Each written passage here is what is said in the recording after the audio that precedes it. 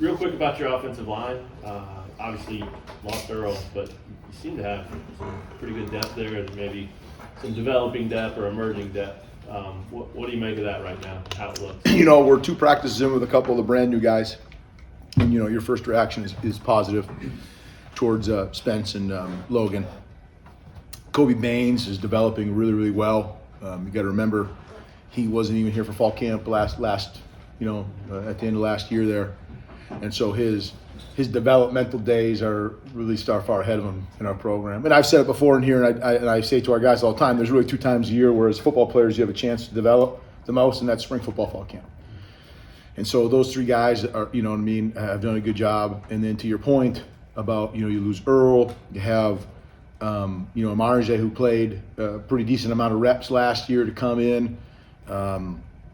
You have Pooney, who was a fantastic addition last fall, who's kind of been able to be a swing guy. You have Michael Ford, who's kind of been able to be a swing guy for us and play a couple of different positions.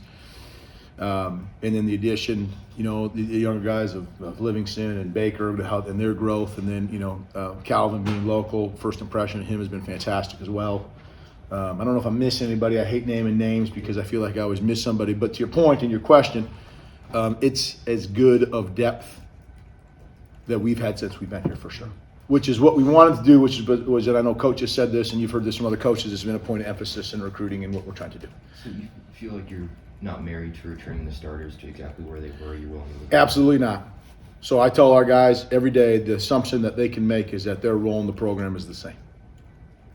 If you were a starter on our football team last year, I think there's any position any side of the ball, and we've said this since we've been here, competition is critical in this program. And it's critical in any program that wants to win games consistently. And so the biggest mistake any of our football players could be, from Jalen Daniels to Lawrence Arnold to Mike Nowitzki, is an assumption that my role is the same, right? And I have said before, and I say to our guys, I'm as adamant and passionate as I've ever been about making our best players better as a coach, right? And for us to continue to move the needle forward, that has to happen. And we will make very, very, very much a priority that complacency doesn't slip into this program. So what are you looking for Jalen to do as you sort of monitor his health? Develop, right? I think that people have asked about his, what are his strengths and his, and the things that, he wants to work on. We want to always grow in the conceptual understanding of what we're doing and the why. I think when you get as many reps as he has had now through the last couple of years, and this is true of several other guys that we're going to talk about, he has a chance to do some more self-reflection on things that he's doing well and things that he needs to improve on. And so now that when you have reps, you can start to coach yourself on things that you want to improve on. So not to pinpoint things specifically for him as you go and you kind of monitor him through spring football. We're looking for the same characteristics we always look for our quarterbacks. Guys who can extend plays, guys who are accurate, guys who are, the commanders on the field, right, and can make the players around him better. He talked a little yesterday about just maybe the way he sees it, protecting himself, maybe some plays that are designed to protect him a little more, and I think partly coming back from injury, but also just maybe as preservation moving forward too. How much of that do you weigh, and how important is that as far as what you call especially? Well, it's always on top of mind, right? You know what I mean? The healthier quarterback and what you do. And the thing is when you look at through the years, anytime, when a quarterback gets hurt, a lot of times it's as likely to happen on a pass play as it is, when we think about running. Which is when people think about protecting quarterback, what they think about a lot of times is don't have designed runs for him, right? And that's true, right, to some degree, right? You have to there's a pitch count, if you will, and hits that people should be taking. That's true for really any position nowadays. Running backs, right, your receivers, all that kind of stuff for their longevity of college and beyond, hopefully. So you have a pitch count, right, and you want to make sure that he's not getting touched. But I didn't listen to what he had said, but I'm guessing it to the point of okay, what hits can we avoid maybe when we do run the football, right? You know what I mean? What is the difference between falling forward and kind of tackling yourself as opposed to taking a hit, right? And so kind of, evaluating in his mind if it's worth the extra yard or two, right? Yeah, business decision. Yeah, right? yeah. But, I and he won't say this, but he's not going to, he'll do what's best for the football team, you know what I mean? Heck, you watch him play in the Kansas State game and you see him, put himself in the line to make sure he crossed the goal line, right? You know, that was just something that popped in my mind that was really recent, at least in playing time. So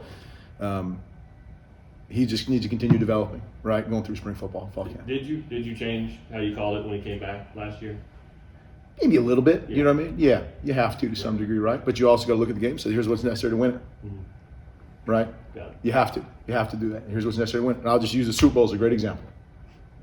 Philadelphia Eagles are paying whatever they're paying for what's his face, Hurts, right?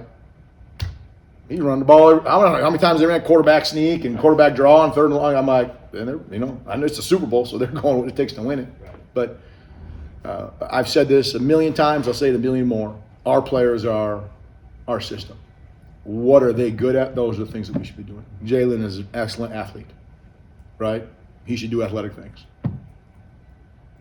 You mentioned fighting complacency. That's something Coach Gildersleeve talked about, Coach Leipold. I guess, how do you go about doing that, fighting the urge to settle on what's happened?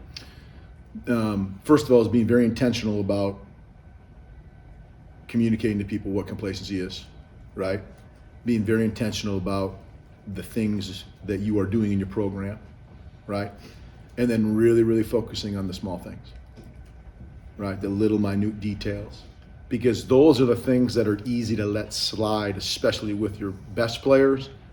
Because a lot of, like all of our guys, and you guys know this when you interact with them, we got some really good dudes. I mean, that's good people that you want to hang out with and have a beer. You know what I'm saying? Right? When they're, older. You know what I'm saying, right? Okay? Right? They are. They're good people. I genuinely enjoy having conversations with our players. Right? It's real easy to maybe not get on them about some of the small things. Right? And that was a promise I made to them. I said, we're going to be on you about the smaller things even more than the first day we got here. Because that's how we're going to make sure complacency doesn't seep into our program. And we're going to talk about it. And they're very accepting of that. And they want that. Speaking quarterbacks, how's Ethan Vasco kind of looked out there? He's doing great. He's really happy. This is his first spring football. Wait a minute. Was he here last spring? Mm-hmm. No, he wasn't. See, all starts to blur together. Not even a calendar year ago, right? His first spring football in college. He was able to get in the game last year and be in a situation where he was the backup quarterback, and so for him to prepare that way, meaningful reps, if you will, and meaningful practices. Not that any practice isn't meaningful, but when your role changes and you move up one spot, it's a paradigm shift, right? We all know that and can appreciate that. And his development will be critical for our football program in the future, for sure. So as excited as we are that you got Jalen and Jason, right, and you have Ethan, that's, good quarterback play is really critical, obviously, to any program success, and he's got a future, right? What are you looking to see out of him and his development over this year? Some of the same things we had talked a little bit before about conceptual understanding, good decisions, right? Right? And again, unfortunately, what happens, and we all have experiences in our lives as people, you usually need to mess things up first, right? We all have to touch the stove, right? You know what I mean? Someone can't just tell you it's hot. You got to touch it, and you learn that lesson at some point. And he needs to keep getting reps to really identify what he's capable of and what his limitations are. And I've said that before. I think it's really critical as coaches is that we get a lot of reps so we can figure out what people are capable of doing and what their limitations are. How important is he to what you can do with Bean? I know we asked you that a few times last year, but does it change at all this year? Probably not, right? We're blessed that we're going to go in the next fall that we're going to have two quarterbacks that have started Big 12 football games and have won Big 12 football games. And I think if you look at the history of football, having two good quarterbacks is really a big deal for football nowadays. It's always has been, right? But as the modern quarter, I use the word modern quarterback because, you know what I mean, this athleticism component that wasn't as prevalent in 1990. Right? It is now, and everyone recognizes the value of it, including us. If heaven forbid something happens, you want to make sure that you have somebody that's competent enough to go in there and continue to allow you to do what you're doing as an offense. And so his development allows us that, the more depth that we can have that position. And that we're very multiple, and we'll get crazy. We'll put them all out there at the same time, right? Let's do it. Okay, because our system is our players and what they're capable of doing, we're going to put them out there. You have that in right now? Not yet. First snap next fall. Dylan McDuffie is someone you have experience working with, but what do you feel like he adds to this running back room with Devin and someone like Daniel when he's healthy?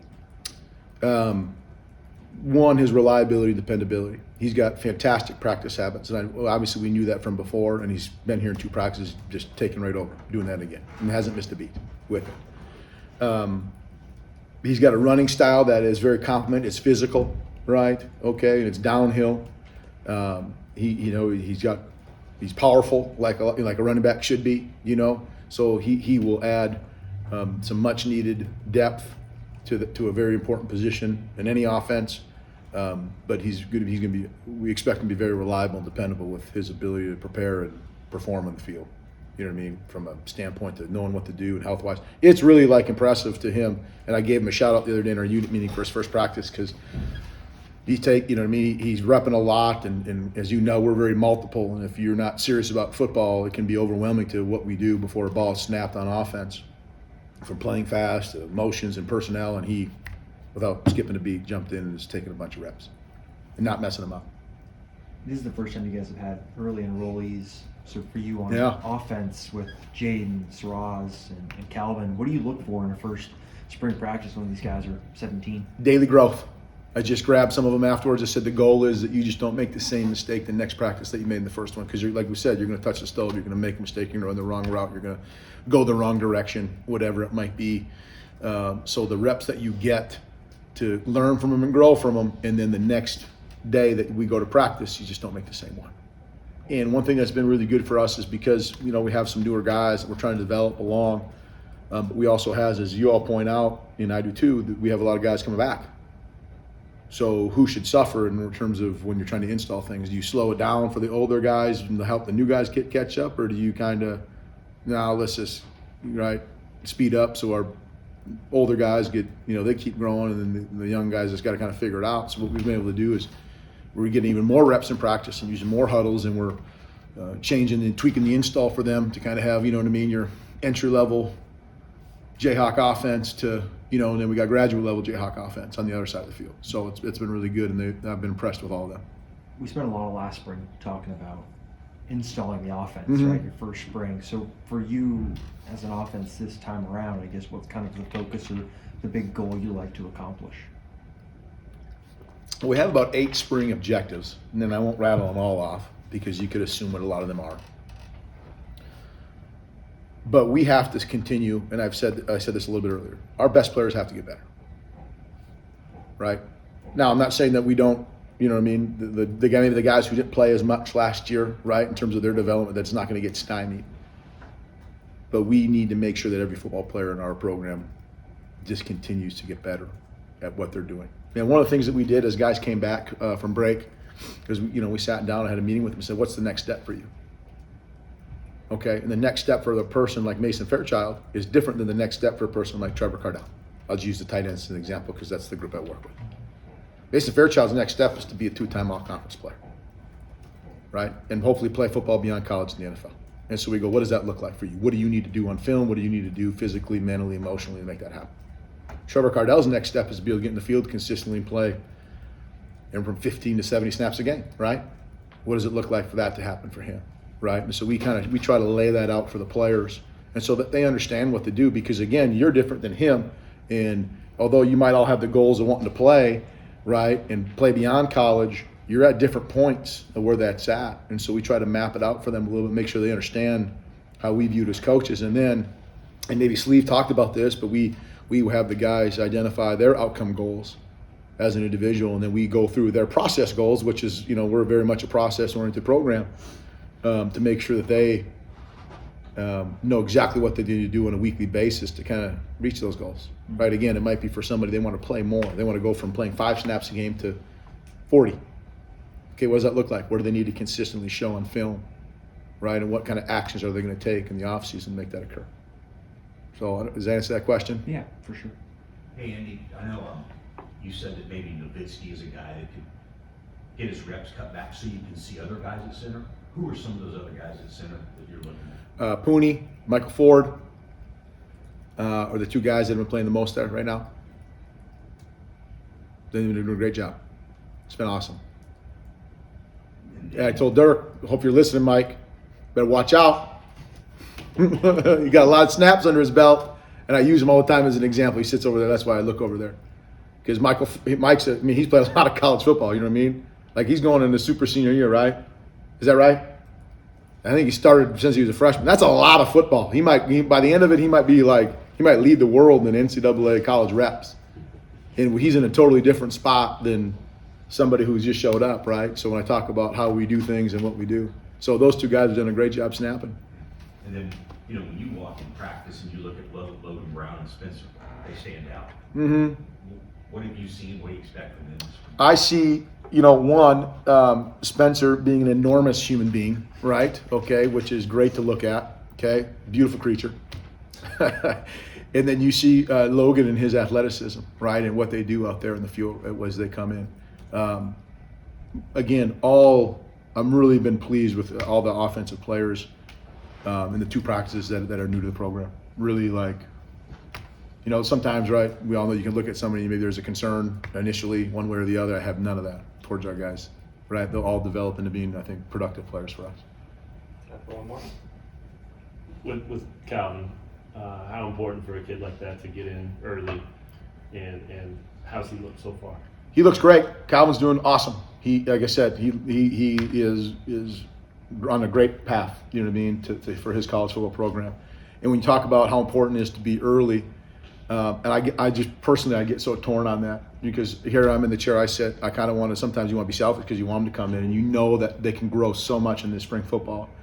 And for him, it makes a lot of sense. And Jaden, with where they're at locally, you know what I mean, they can still, not totally remove themselves, from what most of us were doing at that age, and that was thinking about going to senior prom, right? He's lining up against, Jeremy Robinson, right? He's out there taking reps, he's lifting and training. So it's impressive that him and Siraz, and I'm just talking about our side of the ball, Siraz and Jaden, that they've all come in the spring and learned to be college students, but then do college football players at an age where where 99% of us are still, got the case of senioritis, skipping school, you know what I mean? Right? They're here doing big boy stuff. Yeah, how do you manage that with them? Because obviously they want to not just getting here early, Yeah. but the patience that it takes to understand that this is a process. You said the right word, patience. Okay. And we're very understanding of that, and everything that they're getting is bonus time. Now, the expectations are the expectations. They know that.